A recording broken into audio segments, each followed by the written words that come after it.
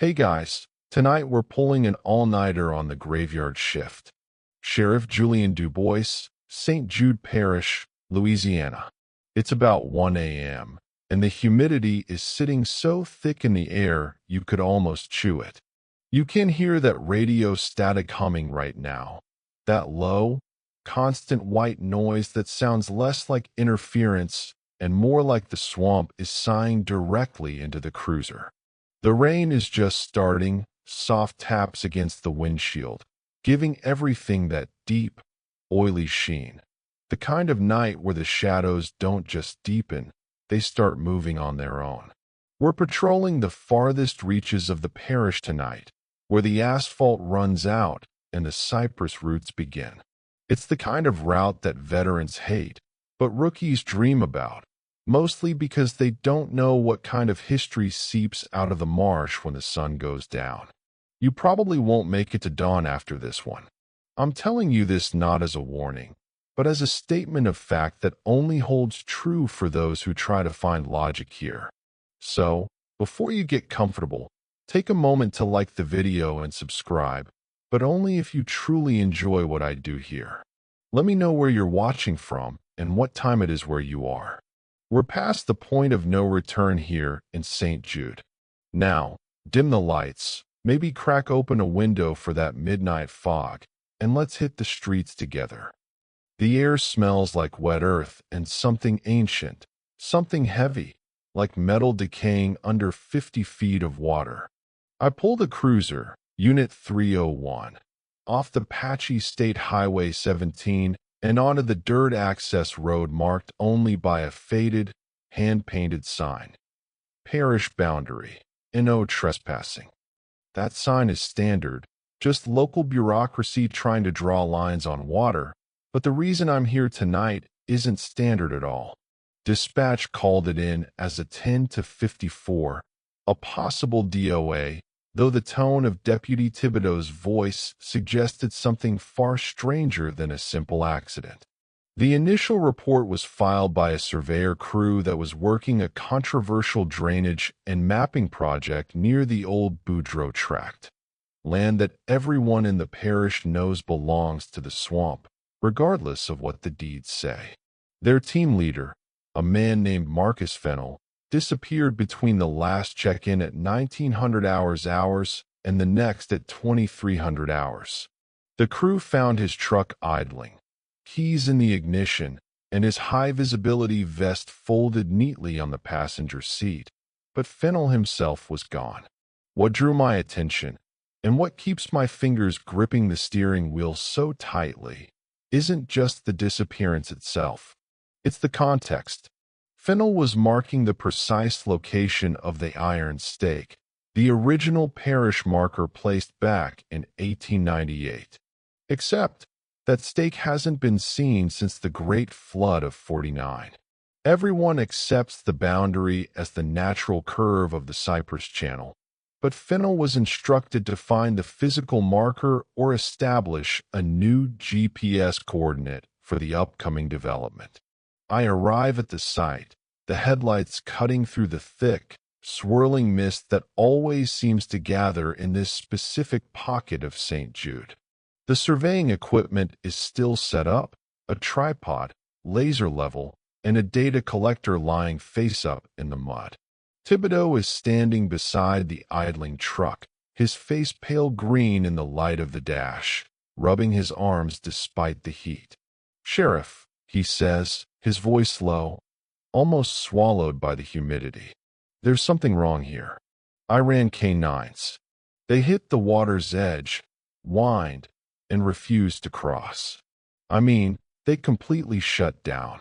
I nod, stepping out into the thick mud.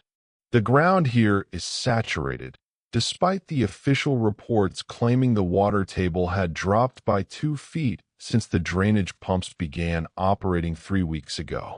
It feels like I'm standing on a wet sponge. I walk toward the survey gear. The data collector is still on, displaying a confusing series of error codes and a single, frantic set of coordinates that trace back to the exact center of the deepest part of the marsh, where the cypress roots twist into impossibly dense formations. I pull on a pair of nitrile gloves, the material squeaking against the damp plastic. Did you check the water, Thibodeau? Wade it in, Sheriff. It's black. You can't see 6 inches down. But here's the kicker. He points to a spot about 20 feet from the shore, where the cypress trees start to grow out of the water like drowned sentinels. Fennel's boots. We found them together, side by side, perfectly upright in the mud, like he stepped out of them and walked on the water. That detail punches through the professional detachment I usually maintain. No struggle, no dragging marks, just boots filled with muddy water, placed as neatly as if they were waiting for their owner to return. I look out into the impenetrable darkness of the swamp. The sounds here are different than anywhere else in the parish. No cicadas, no bullfrogs, just the deep, resonant thrum of water movement, punctuated by the faint, rhythmic clicking that I always associate with the Cypress Channel. It's the sound of something large moving just below the surface, maybe logs shifting, maybe something else. Fennel wasn't just mapping boundaries. He was attempting to redefine them. In this place, you don't argue with boundaries. The swamp has its own jurisdiction, and it defends it with a silence that is far more terrifying than any scream. I pick up the data collector and stuff it into a plastic evidence bag. Looking at the perfect placement of those boots, the abandoned equipment, the quiet resignation of the K-9 unit, a deep-seated truth rises up in my chest, heavy and cold, like the bayou mud itself. I think some crimes were never meant to be solved. Some outcomes are simply the imposition of a natural order that supersedes anything printed in a state statute book. I instruct Thibodeau to secure the perimeter and wait for the state search and rescue team, knowing full well that SAR would find nothing but water and fog. I tell him I need to go back to the precinct, pull the old files, and understand exactly what that iron stake represented, because it felt less like a marker of land and more like a warning sign for a doorway we shouldn't have been trying to open. I leave Thibodeau staring nervously at the water and drive the 5 miles back to the parish seat. The precinct is a squat, single-story brick building, always damp, smelling faintly of old coffee and mildewed paper.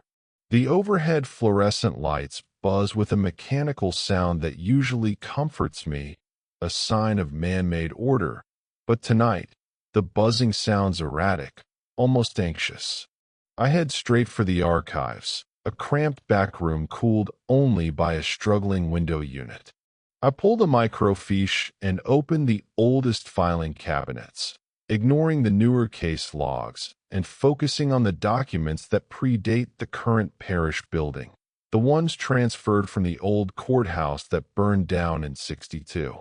I'm looking specifically for anything relating to the 1898 iron stake installation or the 1949 flood recovery.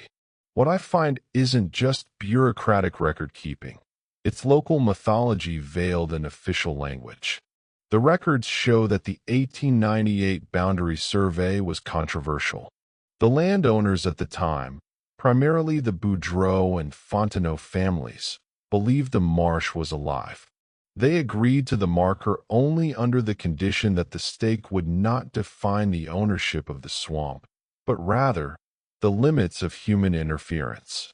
The document explicitly mentions a clause regarding the water level pacts, an archaic reference to local agreements never to artificially drain the deeper channels. As I'm reading the faded script, I find a linked file, much smaller and wrapped in brittle manila paper, labeled simply, Case 70-19, Disappearance/Violation of Pact. Case 70-19 details the disappearance of a trapper named Silas Crochet in 1970. Silas, according to local gossip included in the police reports, had been using heavy machinery, a rudimentary dredge, to clear a private channel to access pristine trapping grounds. He was pulling the swamp apart for profit. His disappearance was originally filed as a simple drowning, but the investigating officer, a sheriff named Landry, noted the same eerie lack of struggle that I witnessed tonight with Fennell's boots. Landry's handwritten notes, scribbled on the margins of the report, are what catch my breath. They are not police work. They are folklore. He wrote, Silas violated Rule 2. The pirogue men came for him. They carry the dead of the water. The pirogue men. I've heard the term whispered since I was a child. They aren't ghosts or spirits, but figures supposedly manifested from the swamp's memory, coming only when the established equilibrium is broken. They don't kill, they absorb. They reclaim what man took from the water, including the men themselves. I pull up the environmental data on my desktop terminal while still holding the 1970 file.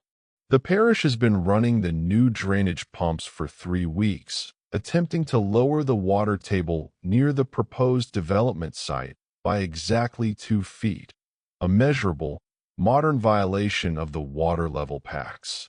The drainage project was, ironically, my signature on the permit. It was a routine approval, meant to bring economic stability and new homes.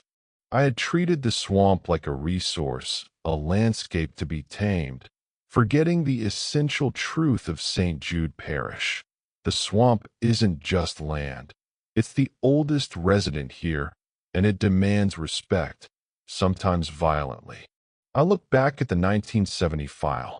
There's a crude, topographical drawing Silas Crochet had sketched before he vanished.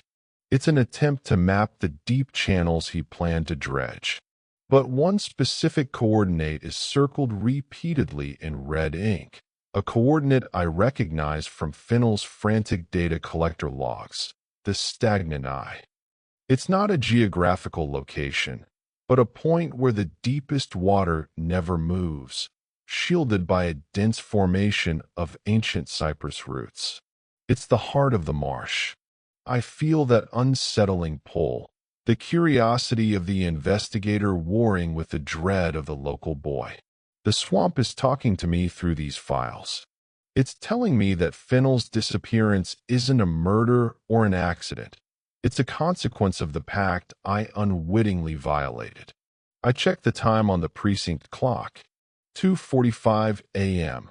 I realized that the air in the archives, usually cool from the overworked AC, is now heavy and moist. The paper in my hands feels wet, though the room is dry. I look down at Silas Crochet's file again. The manila folder is damp and a faint, earthy smell. The smell of stagnant water and decaying leaves rises from the paper, like the swamp itself is breathing into the room. The most unnerving detail is the continuity. 2 men, 50 years apart, pursuing the exact same objective, tampering with the swamp's core identity. Both vanished without a trace, leaving only their footwear behind. That repetition feels less like coincidence and more like a recurring natural phenomenon, like the tide or the changing season. I grab the keys to my personal truck. The cruiser isn't built for the terrain I need to traverse next. I need to see the stagnant eye, not just on a map, but in person. I need to understand what exactly happens when you break the swamp's ancient rules, because I'm starting to suspect that the surveyor, Marcus Fennell, might still be out there, preserved in some horrific, watery limbo. Before I leave the station, I tape the crucial topographical map from the 1970 file to my dashboard.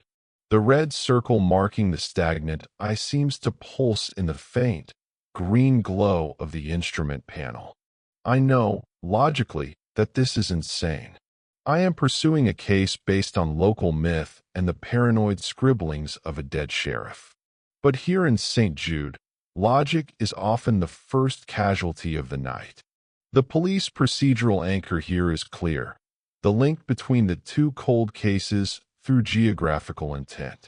The mythic element is the pirogue men and the persistent, unnatural dampness of the files. As I shut the filing cabinet, the truth settles in my stomach like a cold stone. I think some crimes were never meant to be solved, because they aren't crimes at all, but verdicts passed down by something older and far more patient than any court of law. I am no longer pursuing a missing person. I am chasing a retraction. I trade the Ford Crown Vic for my older, higher-riding personal truck, a beat-up Dodge Ram that knows these logging trails better than I do. I drive back out toward the Boudreaux tract, heading past the site where Thibodeau is still posted. I give him a brief, non-committal wave and turn deeper onto an unmarked feeder trail, one that the surveyors wouldn't have touched. This path is less maintained, winding through thick stands of willow and water oak, the headlights barely penetrating the fog that has now coalesced into a dense, oppressive blanket. The fog here isn't cold. It's warm and sickly sweet, like rotting vegetation. It wraps around the truck, muting the engine noise and turning the world outside into indistinct shapes. I'm relying entirely on instinct and the old 1970s topographical map taped to the dash. I'm heading roughly toward the coordinates of the stagnant eye. The first sign that something is terribly wrong with my perception of reality is when I check the modern GPS unit mounted near the radio. I watch the small blue triangle representing my position. It's moving, but the line of travel it's recording on the digital map is pointing backward toward the highway, even though I am undeniably driving forward, deeper into the marsh. I slow the truck, pressing the accelerator gently. I am definitely moving forward, the tires chewing mud, the truck rocking over roots. But the GPS shows the line of travel shrinking, indicating I am retracing my path, or, worse, losing ground. The distance to the stagnant eye coordinate, which should be decreasing, is actually increasing marginally, mile by mile. It's as if the swamp itself is stretching the landscape, creating false mileage, holding me in a perpetual loop of deepening immersion. I kill the engine and sit in the silence for a minute, heart hammering against my ribs. I try to rationalize it: satellite drift, magnetic interference from the minerals in the water, simple tech failure. But the feeling is one of immense, deliberate distortion. The rules of physics are bending to the rules of the marsh. I decide to abandon the truck and continue on foot. I grab my service pistol, a heavy-duty flashlight, and a machete. Stepping out of the vehicle, the humid air immediately clings to my skin, heavier than before. I can hear water dripping everywhere, though the rain has stopped. I push through dense cattails and thick, looping vines. The ground is increasingly marshy, forcing me to hop from root to root. I am looking for the specific cluster of ancient cypress marked on Silas Crochet's map, the ones that form a protective barrier around the stagnant eye. After maybe 20 minutes of walking, during which I consciously count my steps to fight the spatial disorientation, the fog parts just slightly.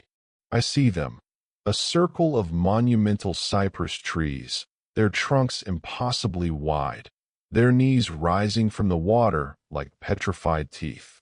They are draped in moss so thick it looks like velvet shrouds. The air inside this circle is colder, strangely sterile. I am standing in the center of the stagnant eye. The water here is mirror black and utterly still. Then I see the evidence of Fennel, the missing surveyor. It's not a body, but a piece of equipment, a highly specialized camera mounted on a tripod, angled low toward the water. It's too specific, too technical to be Silas Crochet's. I approached carefully, my boots sinking ankle-deep in the cold muck. The camera is intact. I detach the memory card, my hands shaking slightly. I scroll through the images. Most are standard calibration shots, survey lines, tree angles, coordinates. But the last 3 shots, taken moments before his disappearance, are terrifying in their banality.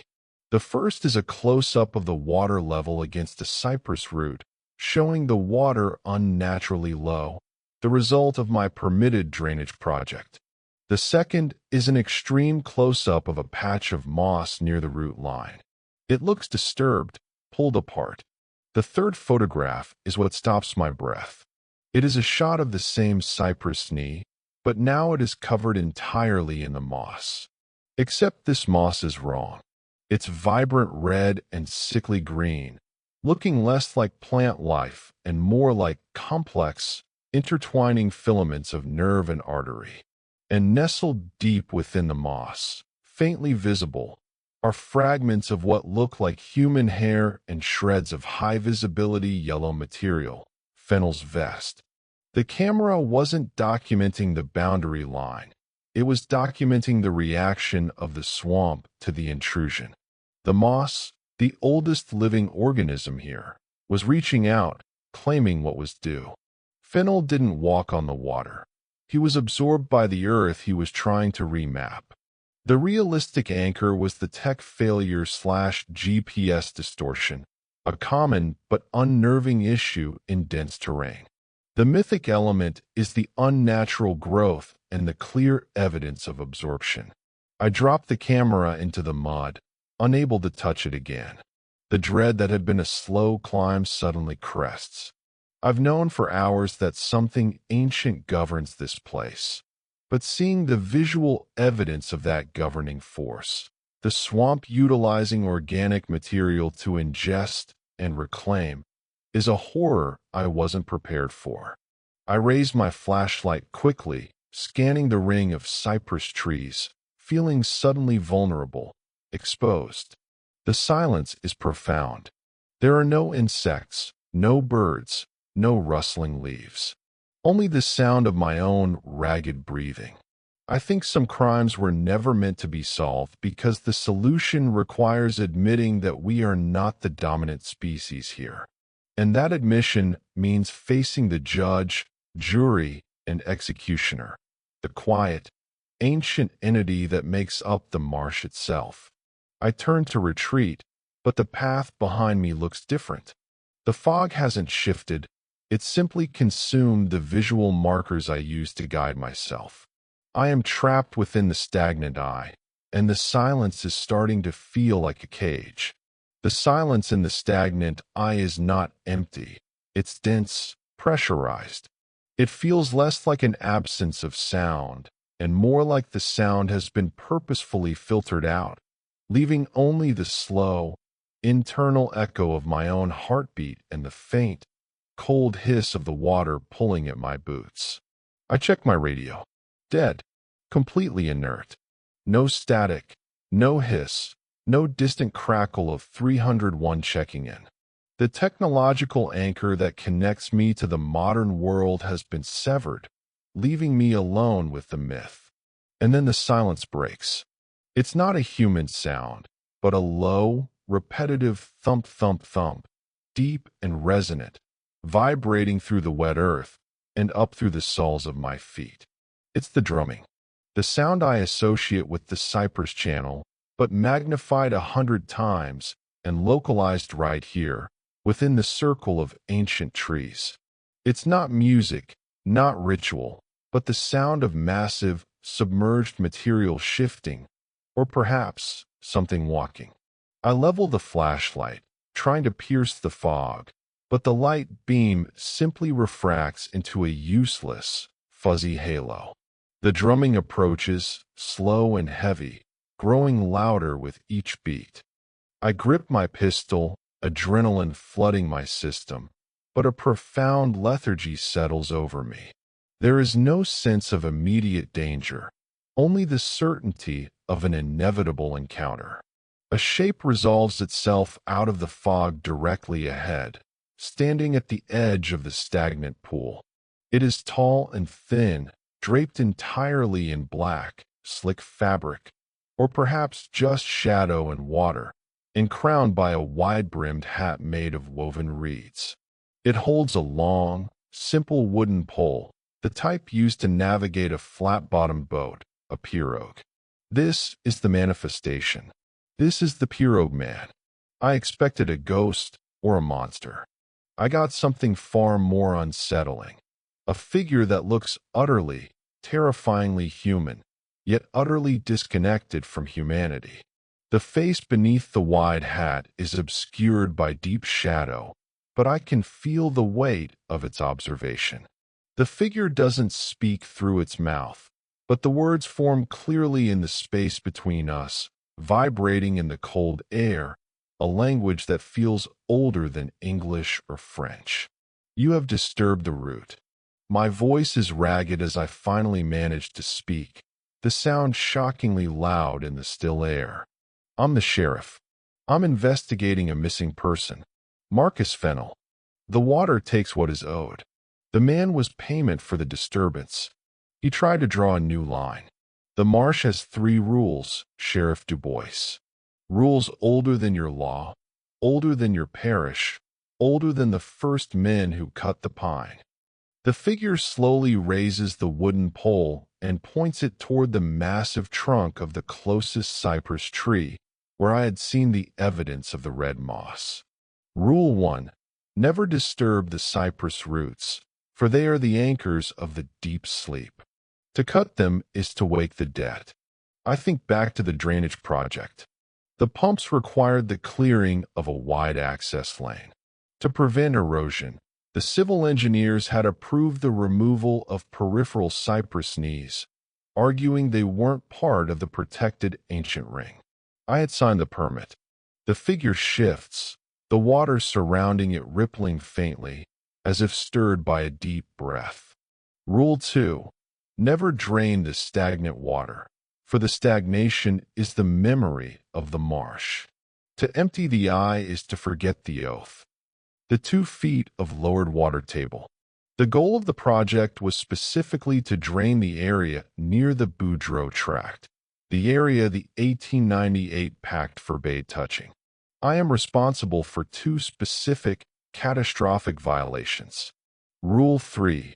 Always feed the moss, for the moss is the veil between the light and the dark. To starve the moss is to invite the light in. I remember the second photograph on Fennel's camera, the patch of moss pulled apart. He was trying to clear the natural growth to get a clear measurement. He disturbed the veil. Fennel broke the 3rd rule. I stayed, the logic snapping into place, clear and cold. But I broke the first 2, the larger ones. Why did the swamp take him and not me? The pirogue man pivots slowly, his outline blurring against the fog, almost dissolving back into the water. The man was a surveyor. He marked the break. You are the sheriff. You authorized the break. He is the immediate cost. You are the continuing steward. The debt remains with the steward. The implication settles like a physical weight on my chest. Fennel was a fine. I am the ongoing liability. The figure begins to sink slowly back into the black water, the drumming fading with it.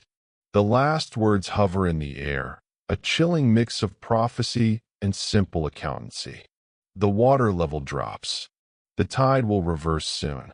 The swamp is collecting the rest of the payment. Stop the drainage, sheriff, or the water will rise to meet the debt you owe. And then, nothing. The figure is gone. The silence returns, heavier and colder than before. My radio crackles violently back to life, shrieking static in my ear, instantly blowing out the earlier peaceful silence and bringing back the jarring reality of the human world. But the fear has been permanently etched by the mythic encounter. I think some crimes were never meant to be solved, because they are not offenses against humanity, but trespasses against something far older, which demands payment in kind. My name is now marked on a ledger I never knew existed, and the debt is tied to the movement of the water. I have to get back to the drainage pumps. The moment the pirogue man dissolves, the radio bursts into aggressive, sharp static, a deafening, white noise scream that physically hurts my ears. I slap the unit off, but the sound continues, emanating not from the radio speaker, but from the air itself. The buzzing of the precinct lights from Section 2, the faint thrum of the water from Section 1. All the ambient sounds of the bayou have been concentrated and amplified into this single, overwhelming auditory attack. It's the swamp clearing its throat, preparing to move. I scramble back along the slippery, confusing path toward my truck, fighting the disorientation. The spatial distortion is worse now. I trip over roots I didn't see and lose my footing repeatedly in the thick mud. When I finally reach the clearing where I left the Dodge, the time on my wristwatch shows 3:30 a.m., but the sun is already attempting to rise, a sickly, pale gray bleeding into the black eastern sky. Time is cycling rapidly, accelerating, forcing the climax. I jump into the truck, key the ignition, and slam the transmission into drive. I ignore the backward movement shown on the GPS. The only map that matters now is the knowledge in my head. I need to get to the drainage pump station, 3 miles southwest of the Boudreaux tract. As I drive, the environment turns hostile, reflecting the fury of the swamp's memory. The fog, previously white and humid, now takes on a coppery, reddish hue, thick enough that the headlights only illuminate the nearest few feet, turning the world outside into a tunnel of blood-colored vapor. Then, the water begins to move. I drive alongside the main Cypress Channel for a brief stretch, and I look out the window in disbelief. The water is churning violently, not in the disorganized chaos of a storm, but with incredible directional force. It is moving up the channel against the natural gradient toward the Gulf, rushing toward the interior marsh, toward the stagnant eye. The pump station has been pulling water out of the swamp. Now, the swamp is forcing it back in. This is the reversal of the tide, the collection of the rest of the payment the pirogue man warned about. If the water level rises fast enough, it will not only reclaim the 2 feet that were drained, but potentially flood the low-lying developed areas of the parish, destroying everything that the drainage project was meant to protect. The pursuit shifts from a quiet investigation to a desperate race against an impending natural, or rather, unnatural, disaster. I push the truck faster, tearing through brush and snapping branches. The radio crackles again, but this time, it's Thibodeau's frantic voice, distorted and breaking up. "Sheriff, water is coming up. Massive surge. The whole Boudreaux tract is flooding. It's coming too fast. I see things in the water, Sheriff. They look like logs? No, they're moving against the flow." Thibodeau is seeing the pirogue men, or perhaps just the massive, waterlogged forms they use for transport, propelled by the reversed tide. The swamp isn't sending a subtle warning anymore.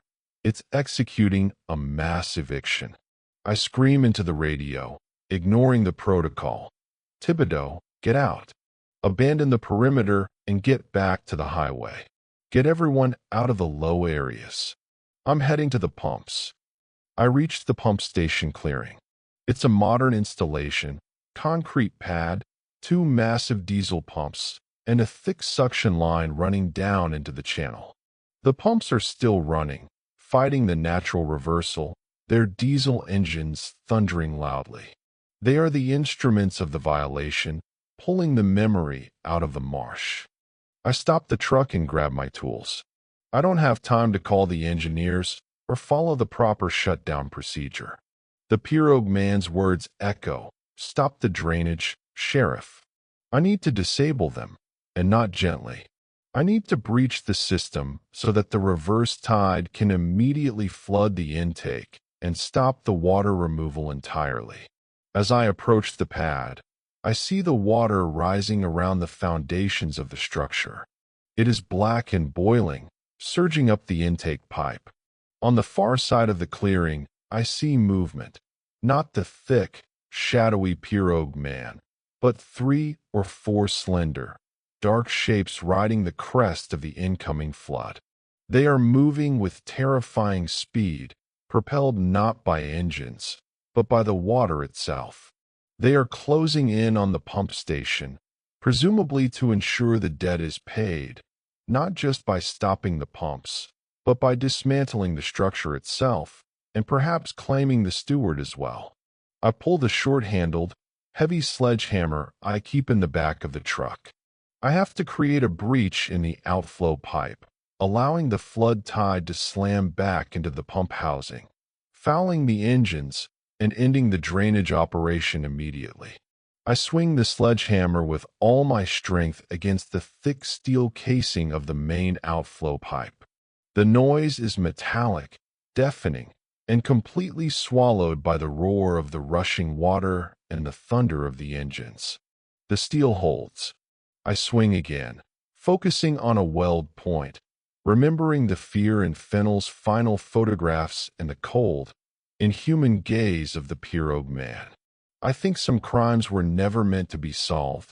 They were meant to be paid for. And I am about to pay the first installment of the parish's debt. The metallic ringing of the sledgehammer striking the pipe is frantic, lost in the chaotic roar of the engines and the water. I swing a third time, aiming for the fatigue point on the weld I managed to crack on the second attempt. The steel finally groans, tears open with a screaming sound, and the resulting backwash is instantaneous and overwhelming.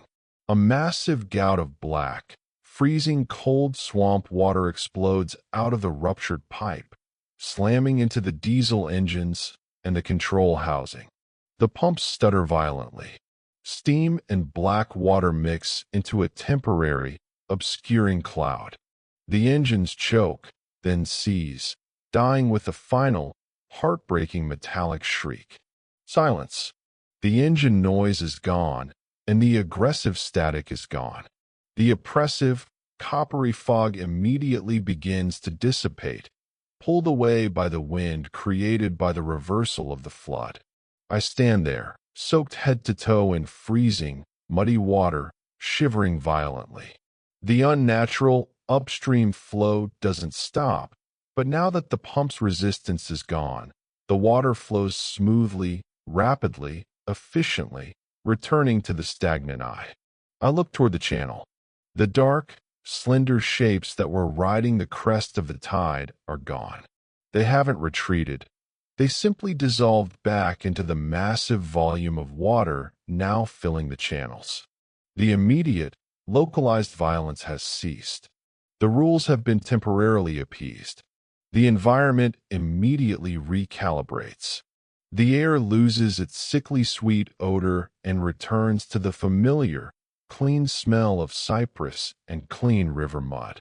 The gray, accelerated dawn light recedes, and the sky darkens again, the natural hour of 4 a.m. asserting itself, slowing the flow of time back to normal. I climb back into the cab of the truck. My hands are raw and shaking, but the tremor is not fear. It's the lingering adrenaline and the profound cold of the swamp water. I start the engine, which catches immediately, a reassuring mechanical sound that speaks of human reliability in the face of ancient chaos. I drive slowly out of the clearing, watching the water rise and settle. The pump station is destroyed, flooded, and sinking slowly into the softened earth. It will be weeks before anyone can get near it. I have essentially destroyed $500,000 of parish infrastructure, but in doing so, I might have saved the rest of the parish. As I pull onto the main access road, I see Thibodeau's unit parked exactly where I left him, but Thibodeau himself is standing by the edge of the road, looking pale but intact. He rushes over to the truck.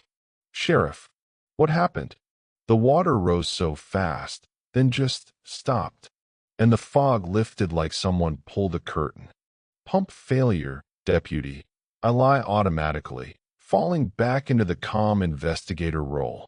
The pump seized up when the water surged. They're done. We'll have to wait until daylight to assess the damage. Did you see anything specific in the water?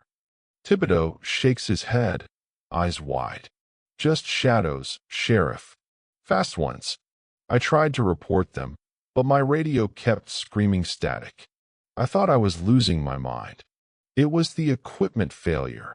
I confirm, erasing the supernatural reality for the sake of the official record. I am the steward. The dead is mine to contain. We drive back toward the precinct in silence. The sun is now beginning to actually rise, painting the eastern sky a gentle, forgiving pink. The swamp, having been fed, appears calm, quiet, and strangely beautiful. Just as we hit the main highway, I glance down at the floor of the truck. Something is glinting under the seat. I reach down and pick it up. It's Marcus Fennell's identity badge, laminated plastic, slightly warped by water, but perfectly legible. It was not in the truck when I left the precinct. It must have washed out of the water that saturated my clothes, or perhaps it was delivered. The final piece of evidence, confirming the payment was accepted. The badge is dry, despite everything. I pocket it. Fennell is gone, absorbed by the moss and the memory of the marsh, a boundary marker claimed by the ancient jurisdiction. His debt is paid. My debt, the debt of stewardship, has only just begun. I will report the pump failure as catastrophic equipment malfunction due to unforeseen water pressure, omitting any mention of the reverse tide or the pirogue men. I think some crimes were never meant to be solved because the solution requires the dismantling of modern belief. I restored the stagnation. I kept the debt within the bounds of St. Jude Parish. But I know that the rules of the swamp are now active, demanding constant vigilance. The boundaries have been moved, not by Fennell's surveys, but by the water itself. I am back in the precinct office now. It's 6 a.m. The building is quiet, save for the rhythmic clank of the aging coffee machine starting its cycle. The paperwork is mountainous. An official report on the destruction of the pump station, the report on the missing surveyor Marcus Fennell, filed now as presumed drowned/accidental death, and a request for federal aid to stabilize the sudden environmental shift. I sit at my desk, meticulously typing out the narrative, ensuring every word adheres to the believable, the legal, the concrete. No reverse tides. No shadowy figures, no rules older than law. Just water, metal fatigue, and unfortunate accident. The only thing I cannot scrub clean is the cold. I am still profoundly cold, a chill that seems to emanate from my bones, a residue of the stagnant water that soaked me. The air in the office, usually tepid, feels icy, and the few papers I have on my desk flutter slightly, though there is no discernible draft. I reach out to tap the radio on my desk. It's silent now, the static gone, replaced by the low, normal hum of the parish frequency waiting for the morning calls. But as I rest my hand on the cool plastic housing, I hear the thump, thump, thump again. Faint now, almost imperceptible, not the sound of massive shifting, but of distant, careful movement, echoing not through the physical world,